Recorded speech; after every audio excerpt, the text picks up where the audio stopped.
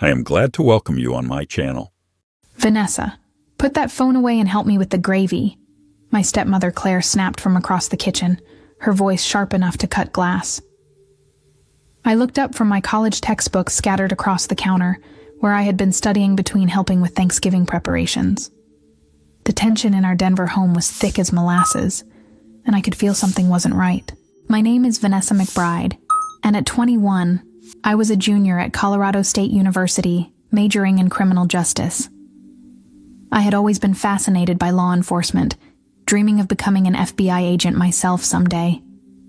The irony of that dream would soon become crystal clear. I lived at home to save money, commuting to campus 3 days a week while working part-time at a local accounting firm called Gravora Group. My father, Thomas McBride, owned a successful import-export business that had afforded us a comfortable life in an upscale neighborhood near Cherry Creek. Sorry, Claire. I was just finishing this chapter on federal investigations, I said, closing my criminology textbook and moving toward the stove. The smell of turkey and stuffing filled the air, but underneath it all was an undercurrent of anxiety I couldn't shake. Always with your nose in those books, Claire muttered, her perfectly manicured nails clicking against the wooden spoon as she stirred. Your father works hard to provide for this family. The least you could do is show some appreciation during the holidays. I bit my tongue. Claire had married my father 3 years ago, 6 months after my mother died in a car accident. She was only 15 years older than me, and she never let me forget that she was now the lady of the house. My father seemed different since their marriage. More secretive, more paranoid, taking calls at odd hours and disappearing for mysterious business trips. Where is Dad anyway? I asked, glancing at the clock. It was nearly 4 p.m. and our guests would arrive soon. He had to take an important call in his office. Something about a delayed shipment from overseas, Claire replied, but her voice wavered slightly. You know how demanding his clients can be. Through the kitchen window, I noticed a dark sedan parked across the street that I didn't recognize. It had been there all morning, and something about it made my skin crawl. Call it intuition, or maybe all those criminal justice classes were making me paranoid, but I had the distinct feeling we were being watched. The car's tinted windows revealed nothing, but I could sense eyes on our house. My phone buzzed on the counter, and I glanced at it quickly before Claire could scold me again. Unknown number. I almost ignored it, but something compelled me to look. The message made my blood run cold. Walk away immediately. Say nothing to anyone at the table, especially your father. Growing up, I had always idolized my father. Thomas McBride was a self-made man who had built his import business from nothing after emigrating from Ireland in his 20s. He taught me about hard work, integrity, and standing up for what was right. At least that's what I believed until recently. Over the past few months, I had started noticing strange inconsistencies in his stories. Business meetings that ran until 3 a.m. Phone calls where he spoke in hushed tones about packages and deliveries. Most concerning was the way he had started asking me detailed questions about my college schedule, my friends, and even my social security number for what he claimed were insurance purposes. Vanessa, honey, could you help me understand something? He had asked just 2 weeks ago while we sat in his home office. For my accountant, I need to know all the places where your name might be listed. You know, bank accounts, credit cards, any business associations. At the time, I thought it was odd but harmless. Now, staring at that cryptic text message, every strange conversation came flooding back. The way he insisted I apply for a business credit card for emergencies. How he had me sign papers that he said were for college loan applications, but never let me read carefully. The way his business partner, Victor Kozlov, always looked at me with an uncomfortable intensity whenever he visited our house. Claire continued bustling around the kitchen, but I noticed her hands were shaking as she arranged the dinner rolls. She kept glancing toward the hallway that led to my father's office, where I could hear his muffled voice behind the closed door. His tone was agitated, urgent. Claire, I said quietly, is everything okay? You seem nervous. She whirled around, her face pale. Everything's fine. Why would you ask that? It's just that you've been jumpy all day, and Dad's been locked in that office for hours. Usually he loves helping with Thanksgiving dinner. Before Claire could respond, the doorbell rang. Through the front window, I could see our guests arriving. My Aunt Patricia and Uncle Robert, along with my younger cousin Jenny. Normal family members with normal lives who had no idea what kind of storm was brewing in our house. My phone buzzed again. Same unknown number. FBI agents are in position. When I give the signal, go to your room immediately. Do not warn anyone. Your life depends on it. My hands started trembling as I read the words. FBI agents? What could they possibly want with our family? I looked around the kitchen with new eyes, suddenly seeing everything differently. The expensive renovations my father had done last year. The new cars. Claire's designer clothes and jewelry. Where was all this money really coming from? Through the kitchen window, I noticed 2 more cars had appeared on our street. People in dark clothing were walking casually along the sidewalk, but their movements seemed too purposeful, too coordinated. My criminology training kicked in, and I recognized the signs of a tactical operation unfolding. Whatever was about to happen, I realized I was standing in the center of it. The front door opened, and the house filled with the cheerful voices of my relatives. Aunt Patricia swept into the kitchen with her usual warmth, carrying a homemade pumpkin pie and chattering about traffic on the highway. Uncle Robert followed behind her, already loosening his tie and commenting on how delicious everything smelled. My cousin Jenny, who was 17 and perpetually attached to her phone, gave me a quick hug before disappearing into the living room. "Vanessa, dear, you look pale," Aunt Patricia said, studying my face with concern. "Are you feeling all right?" "Just tired from school," I managed to reply, but my voice sounded strange even to my own ears. The text messages had shaken me more than I wanted to admit. I kept glancing toward the window, trying to spot the surveillance vehicles without being obvious about it. My father finally emerged from his office, his face flushed and his hair slightly disheveled. He was putting on his best jovial host performance, but I could see the tension in his shoulders and the way his eyes kept darting toward the windows. "Patricia, Robert, so good to see you," he boomed, embracing my aunt with what seemed like forced enthusiasm. "I was just finishing up some urgent business calls. You know how it is in the import game. The world never sleeps." "Oh, Thomas, surely you can take 1 day off for family," Aunt Patricia chided gently. Of course. Business is done for the day," he replied, but I noticed his phone was still clutched tightly in his hand. As we all gathered around the dining room table, I tried to act normal while my mind raced. The elegant table setting looked the same as every other family gathering, but everything felt surreal. The crystal glasses caught the late afternoon light, the china plates gleamed, and the golden turkey sat proudly in the center of the table. Yet underneath this picture of domestic perfection, I sensed something sinister lurking.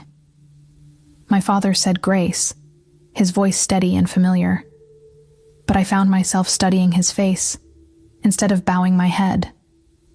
When had the laugh lines around his eyes started looking more like worry lines? When had his smile begun to seem practiced rather than genuine? "Let's start with what we're all thankful for this year," Claire announced, cutting into the turkey with practiced precision. "Thomas, why don't you begin?" My father cleared his throat and lifted his wine glass. "I'm thankful for my beautiful family, for another successful year in business, and for the opportunities that lie ahead." The way he emphasized opportunities sent a chill down my spine. My phone, which I had discreetly placed on my lap, buzzed with another message. "Now, go to your room. Do not look back. Do not warn anyone." I felt my heart hammering against my ribs as I made a decision that would change everything. I pushed back my chair and stood up, my legs feeling unsteady beneath me. "I'm sorry, everyone. I need to run upstairs for a moment. I think I left something on in my room." Vanessa, the dinner just started," Claire protested, her fork suspended halfway to her mouth. "Whatever it is can wait." "It'll just be a quick minute," I said, forcing a smile that felt like plastic on my face. "I promise." I walked toward the staircase as casually as I could manage, but every step felt weighted with significance. Behind me, I could hear my family resuming their conversation, Aunt Patricia asking about Jenny's college applications, and Uncle Robert commenting on the football game. Normal family chatter that seemed to belong to a different universe than the one I was suddenly inhabiting. As I reached the top of the stairs, I heard the unmistakable sound of car doors slamming outside. Not just one or two, multiple vehicles arriving simultaneously. Through the upstairs hallway window, I could see dark SUVs positioned strategically around our neighborhood. Men and women in tactical gear were moving with practiced precision, surrounding our house. My phone rang, making me jump. The same unknown number that had been texting me. "Hello?" I whispered, my voice barely audible. "Vanessa McBride?" The voice was crisp, professional, female. "Yes." "This is Special Agent Rebecca Torres with the Federal Bureau of Investigation.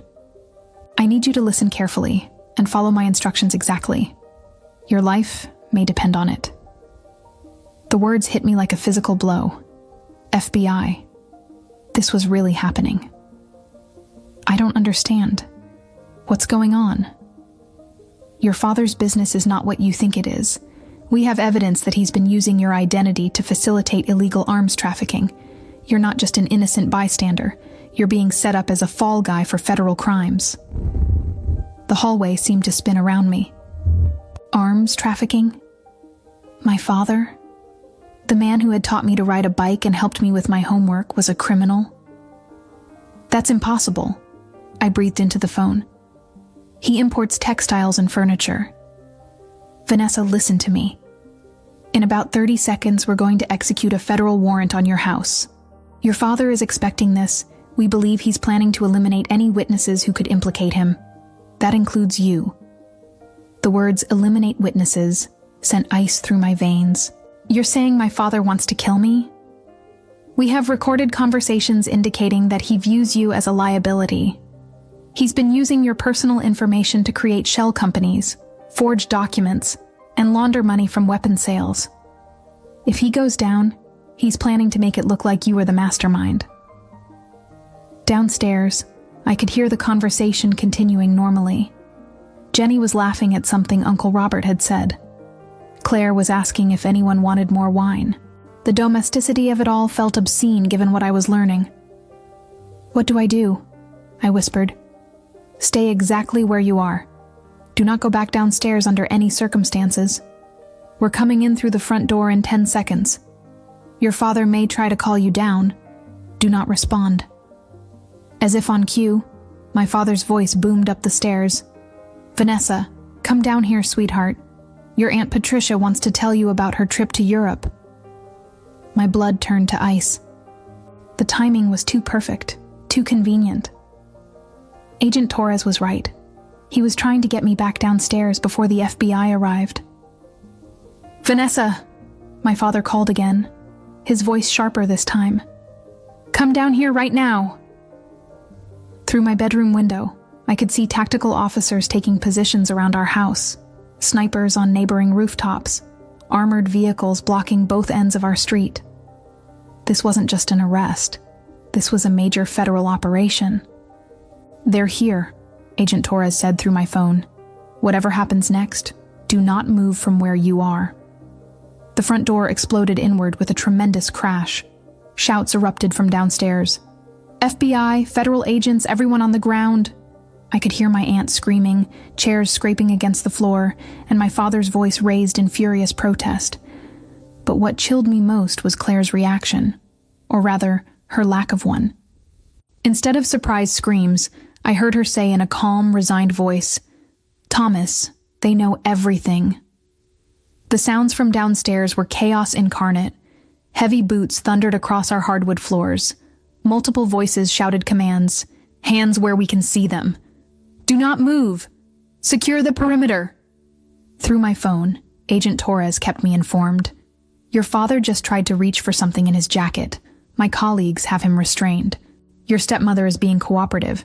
She's been working with us for the past 6 months. Claire's been working with the FBI? The revelation hit me like a sledgehammer. Everything I thought I knew about my family was crumbling in real time. She contacted us after discovering your father's illegal activities. She's been providing information about his operation while trying to protect you. The reason she's been so tense lately is because she knew this day was coming. Downstairs, I could hear my Aunt Patricia crying and demanding to know what was happening. Uncle Robert's voice was raised in confusion and anger. My cousin Jenny was sobbing. These innocent family members had been dragged into a federal takedown because of my father's crimes. Vanessa, I need you to understand something, Agent Torres continued. Your father has been planning to disappear after this Thanksgiving dinner. We found evidence that he intended to fake your death and flee the country with the money he's stolen. You were never meant to survive today. The words made my legs give out, and I sank to the floor of the hallway. My own father, the man who had raised me, who I had loved and admired, had been planning to murder me. The betrayal was so complete, so devastating, that I couldn't even process it emotionally. Why? I whispered. Why would he do this to me? Money and desperation. His arms trafficking operation was worth millions, but it was falling apart. He needed a scapegoat, and he needed to eliminate anyone who could expose him. Your identity was perfect for creating the paper trail, and your death would have sealed the case shut. Heavy footsteps were coming up the stairs now. I could hear Agent Torres coordinating with her team. Subject is secured on the main floor. Victim is safe on the second floor. Moments later, a woman in FBI tactical gear appeared at the top of the stairs. She was tall, with short dark hair and kind but serious eyes. Vanessa, I'm Agent Torres. You're safe now. I looked at her numbly, still trying to process everything. My aunt and uncle, are they okay? They're fine. Confused and scared, but unharmed. They had no knowledge of your father's activities. We're getting statements from them now, and then they'll be free to go. What about Claire? She's been invaluable to our investigation. Without her cooperation, we might not have been able to save you in time. Agent Torres helped me to my feet. She genuinely cares about you, Vanessa. That's why she risked everything to help us. From downstairs, I could hear my father's voice, no longer the warm paternal tone I knew, but cold and calculating. You have nothing concrete. Everything you think you know is circumstantial. Then I heard Claire's voice, stronger than I had ever heard it. Thomas, stop. They have the recordings. They have the financial records. They have everything. You recorded me? My father's voice was filled with rage and disbelief. You treacherous. I protected your daughter, Claire shot back. Something you were never willing to do. Agent Torres looked at me with sympathy. I know this is overwhelming, but I need you to understand. You're not in trouble. You're a victim here. However, we're going to need your help to make sure your father pays for what he's done. Agent Torres led me downstairs, where the scene looked like something from a crime drama. FBI agents were photographing everything, bagging evidence, and coordinating through their radios. My aunt and uncle were seated on the living room couch, looking shell-shocked, but physically unharmed. Jenny was clinging to her mother, tears streaming down her face. My father sat in a chair near the dining room table, his hands zip-tied behind his back. When he saw me coming down the stairs, his expression shifted from anger to something that looked almost like relief.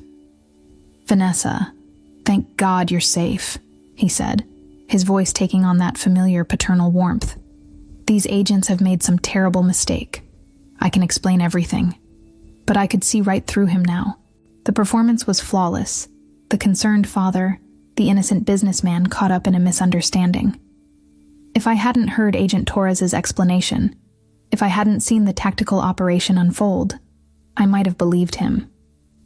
"Don't," I said quietly. "Just don't." His mask slipped for just a moment, and I saw something cold and calculating in his eyes. This was the real Thomas McBride, not my loving father, but a criminal who had been willing to sacrifice his own daughter to save himself. Claire approached me cautiously, her face streaked with tears. "Vanessa, I'm so sorry. I wanted to tell you everything, but the FBI said it was too dangerous. He was monitoring your phone, your email, everything." "How long have you known?" I asked her. "I started suspecting something 6 months ago, when I found documents in his office. Bank accounts I'd never heard of. Shipping manifests for items that didn't match his business records. When I confronted him, he threatened me." She wiped her eyes. "But when I realized he was planning to involve you more directly, I contacted the FBI." Agent Torres joined our conversation. Claire provided us with crucial evidence: financial records, recorded conversations, shipping documents. Without her courage, your father might have successfully framed you for his crimes. I looked at my father again, studying the man who had shaped my entire worldview. Was any of it real? Our relationship, the values you taught me, the person I thought you were? He met my gaze steadily. "I loved you, Vanessa. I still do. But love doesn't pay for college tuition or keep a roof over your head. I did what I had to do to provide for this family. You were going to kill me," I said flatly. For the first time, his composure cracked completely. "It wouldn't have been personal. It would have been quick, painless. You would have died believing your father loved you." The casualness with which he discussed my planned murder was more chilling than any rage could have been. This wasn't the man who had raised me, or maybe it was, and I had never really known him at all. Agent Torres stepped forward. "Thomas McBride, you're under arrest for conspiracy to commit murder, international arms trafficking, money laundering, identity theft, and violation of federal firearm statutes." She began reading him his rights as other agents prepared to transport him. As they led him toward the door, my father turned back to me one last time. "I'm sorry it came to this, Vanessa. I truly am. But you'll understand someday. Family isn't always enough." "You're right," I replied, surprising myself with the steadiness in my voice. "Family isn't always enough. But love should be. And real love doesn't involve murder." The look of genuine surprise on his face was the last thing I saw before the agents took him away. 6 months later, I sat in a federal courthouse in downtown Denver, watching my father's defense attorney make one final, desperate argument to the jury. The evidence against him was overwhelming. Financial records, recorded conversations, testimony from his criminal associates who had agreed to cooperate in exchange for reduced sentences. But the most damaging evidence of all came from an unexpected source: me. In the weeks following his arrest, I had worked closely with the FBI to uncover the full extent of his criminal operation. They taught me how to access the shell companies he had created using my identity. Together, we traced money laundering operations across 3 countries. I helped them decode his communication patterns and identify other members of his trafficking network. What I discovered was worse than anything I had initially imagined. My father hadn't just been selling weapons. He had been supplying them to terrorist organizations and drug cartels.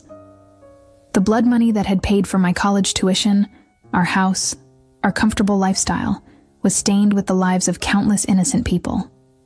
But it was the murder plot that sealed his fate. Claire's recordings revealed the chilling details of how he planned to stage my death. He had researched poisons that would mimic natural causes. He had practiced his grief-stricken father act in front of the mirror. He had even written a fake suicide note in my handwriting, claiming I couldn't live with the guilt of my crimes.